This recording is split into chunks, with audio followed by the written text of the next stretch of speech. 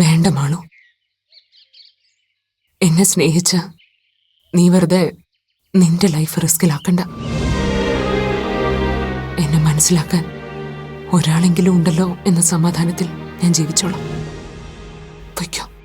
ഇല്ല അപ്പു, മറ്റുള്ളവർക്ക് പരിഹസിക്കാനും കുത്തി നോവിക്കാനും ഒക്കെ വിട്ടുകൊടുത്തിട്ട് എനിക്ക് എന്റെ ജീവിതം മാത്രം സേഫ് ആക്കണ്ട. ശ്രമിച്ചാൽ കൂടി എനിക്കതിന് കഴിയില്ലെന്ന് ഇപ്പൊ നിനക്ക് മനസ്സിലായില്ലേ? നമ്മുടെ ഈ സ്നേഹബന്ധത്തിന് ഒരു കളങ്കവും ഇല്ലാത്തിടത്തോളം കാലം നമ്മൾ ആരെ എന്തിനു പേടിക്കണം? കളിയാക്കുന്നവര് കളിയാക്കിക്കോട്ടെ അപ്പു, കഥയുണ്ടാക്കി രസിക്കുന്നവര് രസിച്ചോട്ടെ. I just don't care. നിന്റെ ബെസ്റ്റ് ഫ്രണ്ടായി, ഒരു കൂടപ്പിറപ്പായി എന്നും ഞാനുണ്ടാവും, പഴയതുപോലെ. നിന്റെ ഈ ആത്മവിശ്വാസവും ആവേശവും ഒക്കെ കാണുമ്പോ സന്തോഷം തോന്നുന്നുണ്ട് മാളു. പക്ഷെ നമ്മുടെ വീട്ടുകാര്, അവര് പോലും നിന്റെ ഈ മനസ്സ് അംഗീകരിക്കണമെന്നില്ല.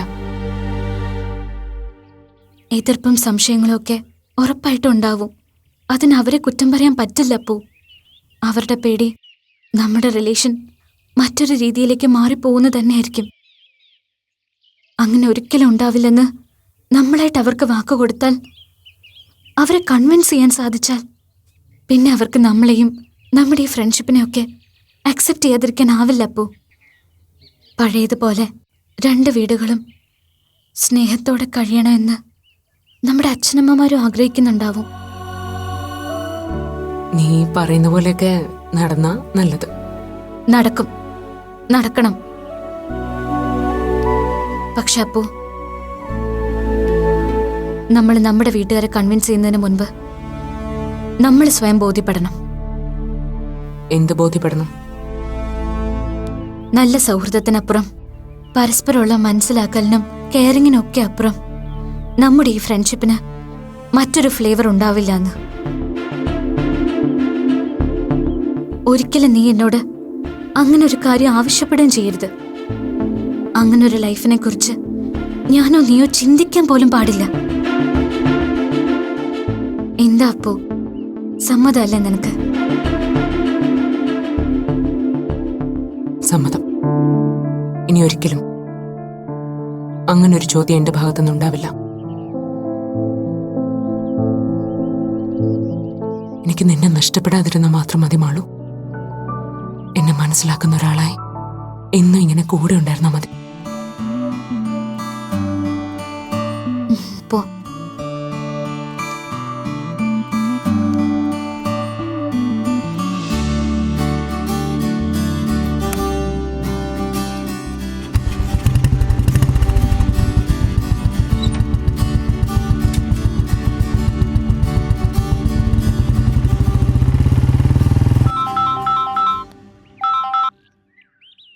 ഹലോ അരുൺ.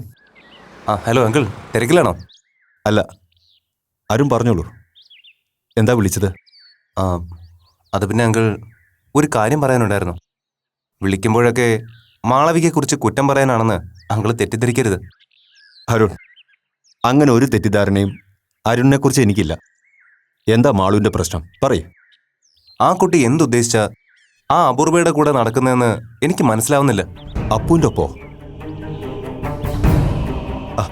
അവർ തമ്മിലുള്ള ഫ്രണ്ട്ഷിപ്പ് ഉപേക്ഷിച്ചെന്നാണല്ലോ മാളു ഞങ്ങളോട് പറഞ്ഞത്. അതൊക്കെ നിങ്ങളെ പറ്റിക്കാൻ അങ്കിളുടെ മോള് കള്ളം പറഞ്ഞത് അവനെ വഴിയുള്ളൂ. അല്ലെങ്കിൽ ഇന്നിപ്പോ മാളവിക അപൂർവയ്ക്കൊപ്പം അവളുടെ ബുള്ളറ്റ് കയറി പോവില്ലല്ലോ. അങ്കിളുടെ മോൾക്ക് അപൂർവയായിട്ടുള്ള കമ്പനി ഉപേക്ഷിക്കണമെന്നൊക്കെ താല്പര്യം ഉണ്ടാവും. പക്ഷെ അതിന് മറ്റേ കുട്ടി സമ്മതിക്കില്ലല്ലോ. അങ്കിൾ പറയുന്നോണ്ട് മറ്റൊന്നും വിചാരിക്കരുത്. അപൂർവ ഒരു ട്രാൻസ്ജെൻഡർ ആണെന്ന് കോളേജിൽ ഇപ്പൊ എല്ലാവർക്കും അറിയാം. അതുകൊണ്ട് തന്നെ ക്ലാസ്സിലെയോ ക്യാമ്പസിലെയോ ഒരു കുട്ടി പോലും അവളോടിപ്പോ സഹകരിക്കുന്നില്ല. ക്ലാസ്സിൽ പോലും സെപ്പറേറ്റ് സീറ്റാണ് അപൂർവയ്ക്ക്. ക്യാമ്പസിലെ പൊതുസ്ഥലങ്ങളിൽ അവൾ ഉണ്ടാക്കുന്ന ഇഷ്യൂസ് വേറെയും. മറ്റു കുട്ടികൾ യാതൊരു രീതിയിലും സഹകരിക്കാതെ അകറ്റി നിർത്തുന്ന അപൂർവയോട് മാളവിക മാത്രം എന്തിനാ ഇത്ര അടുപ്പം കാണിക്കുന്നത്? അല്ലെങ്കിൽ തന്നെ അവരുടെ ഫ്രണ്ട്ഷിപ്പിനെ കുറിച്ച് പണ്ടേ ഇവിടെ ചില തേർഡ് റേറ്റ് കഥകൾ പരക്കുന്നുണ്ട്. അപൂർവ സ്വയം ആണാണെന്ന് ഡിക്ലെയർ ചെയ്തതോടെ ഇപ്പോൾ ആ കഥകളൊക്കെ സത്യമാണെന്ന് കുട്ടികൾ പരസ്യമായിട്ട് പറഞ്ഞു നടക്കുന്നുണ്ട്. അതിലവരെ തെറ്റ് പറയാൻ പറ്റില്ലല്ലോ. ഇല്ല അരുൺ, അങ്ങനെയൊന്നുമില്ല. അങ്ങനെയൊന്നും ഉണ്ടാവാതിരിക്കട്ടെ എന്നാണ് എൻ്റെ പ്രാർത്ഥന. പക്ഷേ അതാണ് സത്യമെങ്കിൽ പോലും ആളുകൾ അത് വിശ്വസിക്കണമെന്നില്ല. കാരണം ഞാൻ പറയാതെ തന്നെ അങ്കിളിന് ഊഹിക്കാലോ. ഒരു കാര്യം ഉറപ്പാ അങ്കിൾ, മാളവിക ഇനിയും അപൂർവമായിട്ടുള്ള കമ്പനി തുടർന്നാൽ ഇപ്പൊ എല്ലാവരും അപൂർവയെ വെറുക്കുന്ന പോലെ മാളവികയും വെറുത്ത് തുടങ്ങും. ഇപ്പൊ തന്നെ മാളവികയെ പലരും അങ്ങനെ ഒരു രീതിയിലാണ് കാണുന്നത്. നോ അരുൺ, കേൾക്കുമ്പോൾ അങ്കിളിന് വിഷമാകുമെന്ന് അറിയാം. പക്ഷെ ഇത് അങ്കിളിനെ അറിയിക്കേണ്ടത് എന്റെ കടമയാണെന്ന് തോന്നി. മാളവികയും ഞാനും തമ്മിലുള്ള പ്രപ്പോസൽ എന്തു ആയിക്കോട്ടെ, പക്ഷേ നിങ്ങളോടൊക്കെ എനിക്ക് എന്നും സ്നേഹവും ബഹുമാനവുമാണ്. അതുകൊണ്ട് പറഞ്ഞതേ ഉള്ളൂ. ശരി അങ്കിൾ.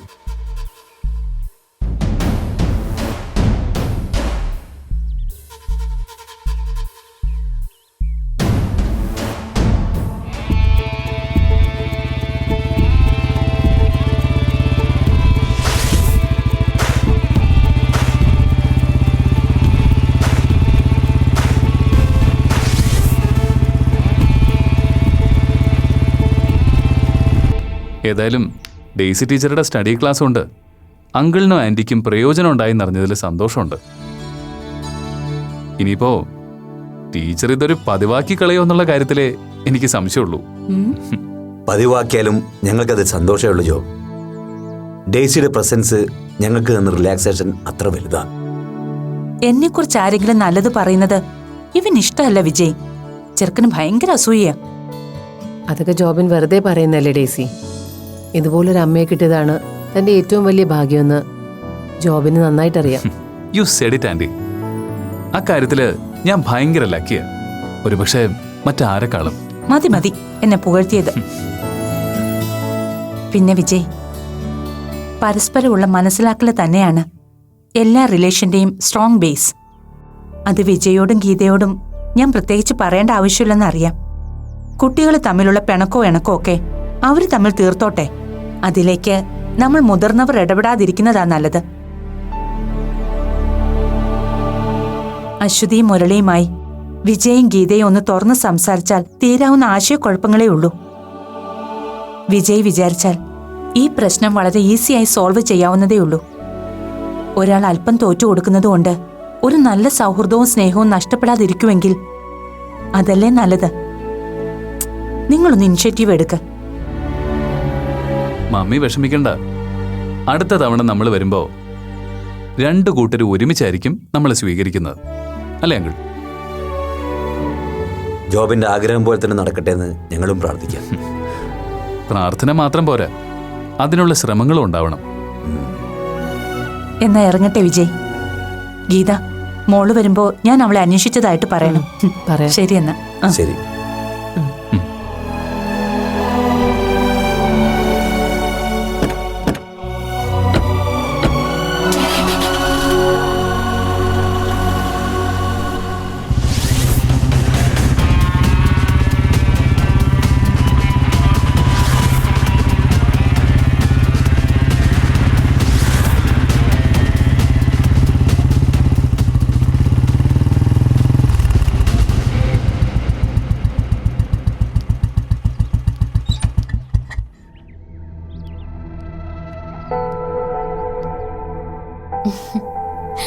എന്താ ആന്റി ആദ്യമായിട്ട് കാണുന്ന പോലെ ഇങ്ങനെ തുറച്ചു നോക്കുന്ന? സംശയിക്കണ്ട, ഞാൻ മാള് തന്നെയാ. മോളെ, നിങ്ങൾ ഒരുമിച്ചാണ് വന്നതെന്ന് മുരളി അശ്വതി അറിഞ്ഞാൽ? അതൊന്നും ഓർത്ത് ആന്റി അങ്കിളും ടെൻഷൻ അടിക്കണ്ട. ഞങ്ങള് പഴയ അപ്പുമാളും അവൻ തീരുമാനിച്ചു, അല്ലേ അപ്പു? ആന്റിയുടെ സംശയവും ടെൻഷനൊക്കെ എനിക്ക് മനസ്സിലാവുന്നുണ്ട്. അച്ഛനെയും അമ്മയും കൺവിൻസ് ചെയ്യാൻ ഞാൻ മാക്സിമം ട്രൈ ചെയ്യും. പിന്നെ മുത്തശ്ശിയുടെ കാര്യം, അതിനി പറഞ്ഞ് മനസ്സിലാക്കാൻ ആർക്കും കഴിയില്ല.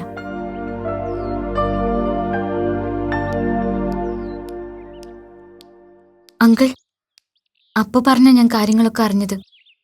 ഞങ്ങൾ കാരണാണല്ലേ അങ്കിളിനും അങ്ങനെയൊക്കെ സംഭവിച്ചത്. I am sorry uncle. Sorry പറയാൻ മാത്രം മോള് തെറ്റൊന്നും ചെയ്തില്ലല്ലോ. ഒക്കെ ഞങ്ങളുടെ ഭാഗ്യക്കടാ. 10-23 കൊല്ലം നല്ല സൗഹൃദത്തിൽ കഴിഞ്ഞവർ തമ്മിൽ പിരിയാനും അകലാനൊക്കെ സമയമായിരിക്കുന്നു. അങ്ങനെ കരുതി സമാധാനിച്ചോളാം ഞങ്ങൾ. എല്ലാവരും എല്ലാ കാലവും ഒരുപോലെ ആയിരിക്കില്ലല്ലോ. അത് ശരിയാ മോളെ. തമ്മിൽ പിരിയാനും എന്തെങ്കിലുമൊക്കെ കാരണങ്ങളുണ്ടാവണ്ടേ? അതുകൊണ്ടാവും ദൈവമായിട്ട് ഞങ്ങളുടെ മോക്ക് ഇങ്ങനെയൊക്കെ തോന്നിച്ചത്. ഒരിക്കലുമല്ല ആന്റി. നമ്മളാരും പിരിയാനോ അകലാനോ ഒന്നും പോകുന്നില്ല.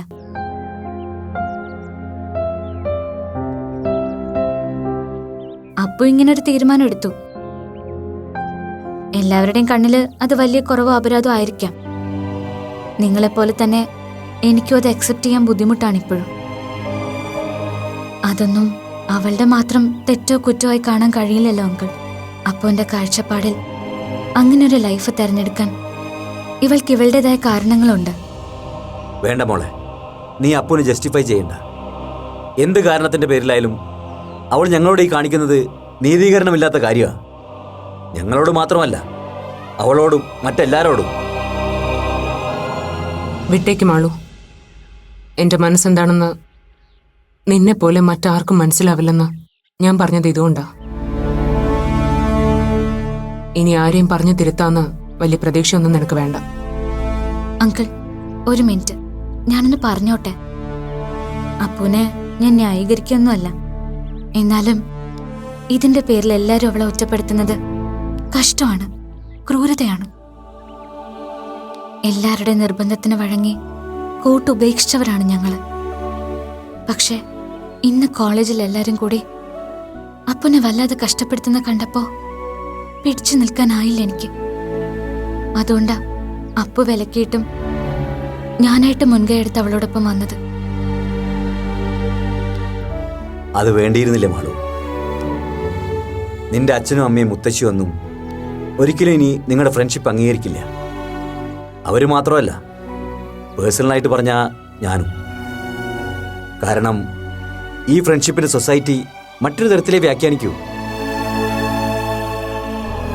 എൻ്റെ മോൾക്ക് ഇതൊന്നൊരു പ്രശ്നമല്ലായിരിക്കും, പക്ഷേ നിന്റെ ലൈഫിനെ അത് ബാധിക്കും, വല്ലാതെ ബാധിക്കും.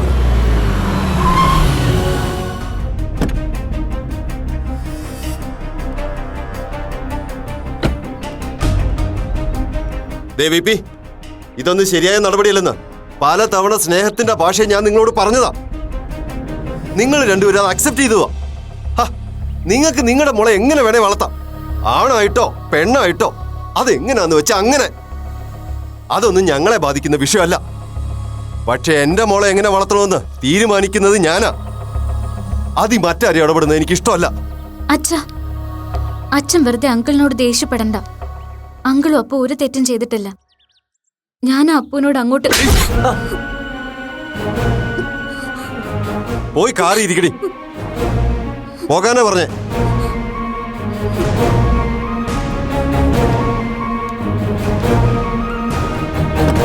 എന്താ മുരളി കാണിച്ച്? എന്തിനാ അവളെ തല്ലിയത്? നിങ്ങളുടെ മോള് കാരണം എനിക്കിങ്ങനെ ചെയ്യേണ്ടി വന്നത്. വിപി, ഇത് അവസാനമായിട്ട് പറയാ. ഇനി ഇങ്ങനെ വരാനും സംസാരിക്കാനും നിങ്ങളോ നിങ്ങളുടെ മോളോ ആയിട്ട് ഒരു അവസരം ഉണ്ടാക്കരുത്. പറഞ്ഞേക്കാം. നീ കാരണം ആഗ്രഹിച്ചുണ്ടാക്കിയ വീട് പോലും വിറ്റ് ഇവിടുന്ന് നാടുവിടാൻ തീരുമാനിച്ചിരിക്കുക ഞങ്ങള്. കച്ചവടം ഉറയ്ക്കുന്നിടം വരെയുള്ള ശല്യമേ ഞങ്ങളെ കൊണ്ട് ഇനി ഉണ്ടാവുള്ളൂ. അതുവരെ ഞങ്ങളൊന്ന് സ്വസ്ഥമായിട്ട് ജീവിച്ചോട്ടെ.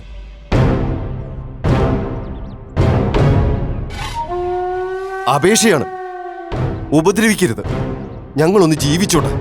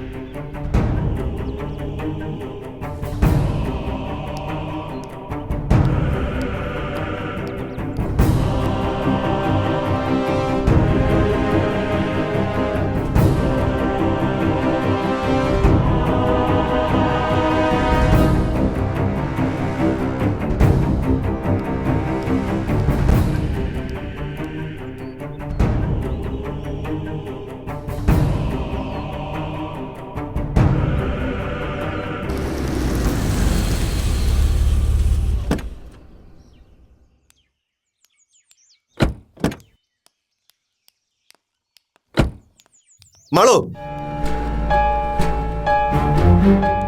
മാളു, എന്താ നിന്റെ ഉദ്ദേശം? അത് പറഞ്ഞിട്ട് പോയാ മതി. ഞാൻ ചോദിച്ചത് കേട്ടില്ലേ? എന്ത് ഭാവിച്ച നീ ഇറങ്ങി പുറപ്പെട്ടിരിക്കുന്നെന്ന്? എന്താ മുരളി, എന്താ ഉണ്ടായത്? അവള് പിന്നെയും ഇവളുടെ പിന്നാലെ കൂടിയേക്കുവാണോ? അതേന്നേ, ഇപ്പൊ ഞാൻ അയാളുടെ വീട്ടിൽ നിന്ന് പിടിച്ചിറക്കിക്കൊണ്ട് വരിക. എന്റെ നാരായണസ്വാമി, എനിക്ക് വയ്യ. നീ ഒരു തരത്തിലും ഞങ്ങളെ സ്വസ്ഥമായിട്ട് ജീവിക്കാൻ സമ്മതിക്കല്ലേ കൊച്ചെ? നീ എന്നോട് സത്യം ചെയ്തതല്ലേ ഇനി അപ്പൂനെ കാണാൻ അവിടെ പോവില്ലാന്ന്? കോളേജ് 2 ദിവസം അവളെ അടുത്ത് കിട്ടിയപ്പോഴേക്കും അതൊക്കെ മറന്നു നീ? ഇത്രയും പേര് ചുറ്റും നിന്ന് ചോദിച്ചിട്ടും അവൾക്ക് വല്ല കൂസലുണ്ടോ നോക്കി. ആരെന്ത് ചോദിച്ചാലും പ്രതികരിക്കാൻ പോകണ്ടെന്ന് ഉപദേശിച്ചു കൊടുത്തിട്ടുണ്ടാവും കൂട്ടുകാരി. ചോദിക്കുന്നവര് നാണം കെട്ട് നിർത്തുമ്പോ അവള് പിടിക്കുന്നിടം ജയിക്കുമല്ലോ. ഓ, കാഞ്ഞ ബുദ്ധി തന്നെ. കണ്ടോ കണ്ടോ, കൂട്ടുകാരിയെ പറഞ്ഞ അവക്ക് അങ്ങോട്ട് ഇഷ്ടപ്പെട്ടില്ല. മുത്തശ്ശിക്കൊന്ന് മതിയാക്കിക്കൂടെ? ഒരു വീട്ടില് വഴക്കുണ്ടാക്കാതിരിക്കാനാ സാധാരണ പ്രായം ചെന്നവര് നോക്കുന്നത്. ഇവിടെ ഒരാള് നേരെ തിരിച്ച്. മാളു, നീ മുത്തശ്ശിയോട് തർക്കുത്തരം പറയാൻ തുടങ്ങിയോ? ഒന്ന് ചോദിച്ചോട്ടെ, എല്ലാരും കൂടി ആ പാവത്തിനെ ഇങ്ങനെ ടോർച്ചർ ചെയ്യാൻ തുടങ്ങിയിട്ട് എത്ര ദിവസമായി അച്ഛാ? അതിനു വേണ്ടി എന്ത് തെറ്റാ അവള് നമ്മളോടൊക്കെ ചെയ്തത്? അവളുടെ മനസ്സ് പറയുന്ന പോലെ ജീവിക്കാൻ ശ്രമിക്കുന്നതിന്, അങ്ങനെ തീരുമാനിച്ചു പോയതിന് ഇത്രയൊക്കെ ശിക്ഷിക്കണോ അവളെ? നിങ്ങളൊക്കെ മത്സരിച്ച് വെറുക്കാൻ ശ്രമിക്കുന്ന അപ്പോ ഒരു കാലത്ത് നിങ്ങൾക്ക് എന്നെക്കാളും പ്രിയപ്പെട്ടവളായിരുന്നു എന്ന് മറന്നു പോരുത്. ഒരു സംശയം ചോദിച്ചോട്ടെ അച്ഛാ, അപ്പുവിന്റെ സ്ഥാനത്ത് എനിക്കായിരുന്നു ഈ അവസ്ഥയെങ്കിൽ നിങ്ങൾ ഇതുപോലെ എന്നെയും വെറുക്കുമായിരുന്നോ? ഇതുപോലെ ആട്ടി അകറ്റുമായിരുന്നോ? എന്താ സംശയം? ചിലപ്പോ അതിനപ്പുറം ചെയ്തെന്നിരിക്കും. എന്നുവെച്ചാ കൊല്ലാനും മടിക്കില്ലെന്ന് അല്ലേ അച്ഛാ? അതൊന്നും ഇപ്പൊ പറയാൻ പറ്റില്ല. ഏതായാലും ഒരു കാര്യം ഉറപ്പാ, ബിപിയും ഗീതയും പോലെ ഇങ്ങനെ നാണം കെട്ടി ജീവിക്കാൻ ഞങ്ങളെ കിട്ടില്ലായിരുന്നു. എന്താ എന്താ നീ ചിരിച്ചു കളഞ്ഞേ? ഒന്നുമില്ല അച്ഛാ, നിങ്ങളിപ്പോ എന്നോട് കാണിക്കുന്ന ഈ സ്നേഹവും ആത്മാർത്ഥതയൊക്കെ വെറും പൊള്ളത്തരാണല്ലോ എന്ന് ആലോചിച്ച് ചിരിച്ചു പോയതാ. പറയുന്ന അനുസരിച്ച് ജീവിച്ച സ്നേഹിക്കും, സംരക്ഷിക്കും. സ്വന്തം താല്പര്യത്തിനൊത്ത് ജീവിക്കാൻ ശ്രമിച്ച വെറുക്കും. വേണ്ടി വന്ന കൊന്നു കുഴിച്ചു മൂടും.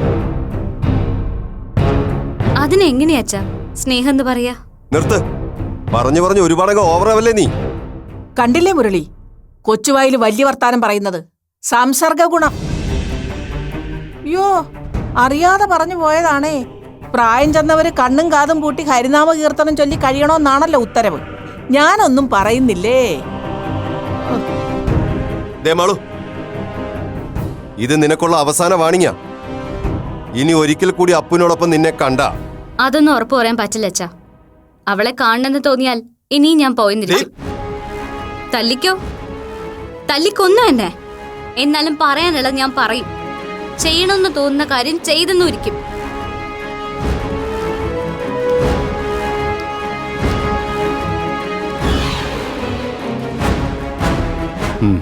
അങ്ങനെ തോറ്റുകൊടുക്കാൻ പറ്റില്ലല്ലോ. അവള് പോന്നെ എനിക്കൊന്ന് കാണണമല്ലോ.